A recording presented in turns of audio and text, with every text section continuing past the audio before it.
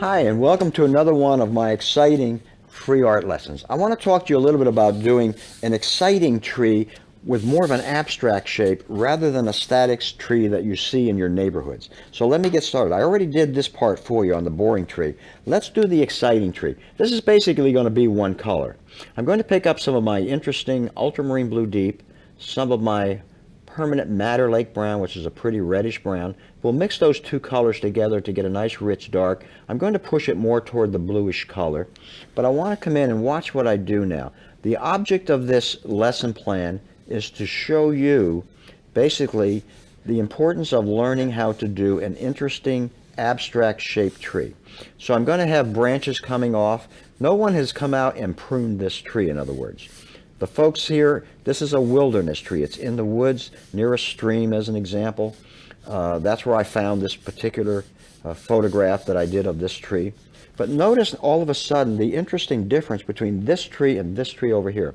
You're going to find, if you pull up some wonderful art books, if you go online, you're going to find many of the landscape painters prefer to use and love to use abstract trees, dead trees and so forth, or trees that have partial foliage here and there, as opposed to a perfectly manicured tree that you might see, as an example, in either residential or commercial neighborhoods.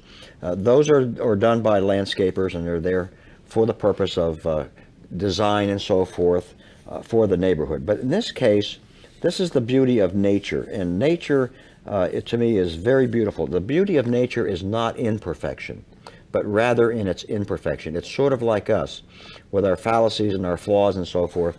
It's what makes us special and dynamic. So that's what we want in our trees. We want special and dynamic.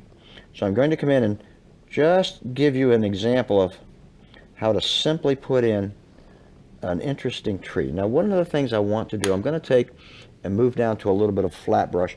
I'm going to just splatter in, as an example, the illusion, and everything is an illusion in painting. I'm going to splatter in the illusion that there are some old dead leaves on this. This is a tree that's late in winter. It's an old tree and so forth, but it's going to have some foliage in it. Moving right along here, we're going to finish this up in just a moment for you.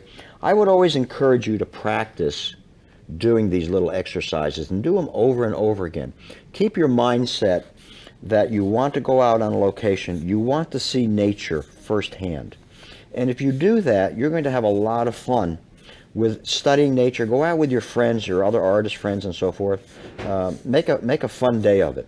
And have a little lunch together or whatever. Take your camera, go out and photograph. Sometimes just go out and take notes. Bounce ideas off of each other, of what you see, how you've observed different things, and how nature works. Do those things. Have fun with them.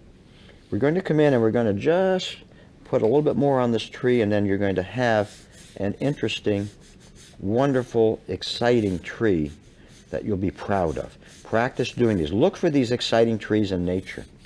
You'll have a lot of fun with them. Let me move down to a smaller brush here, or a flat brush, and I'm going to just anchor this. We'll assume that this is on a river bank or whatever. And what I want to do is, again, I want to come in and splatter just a little bit of the leaves on here,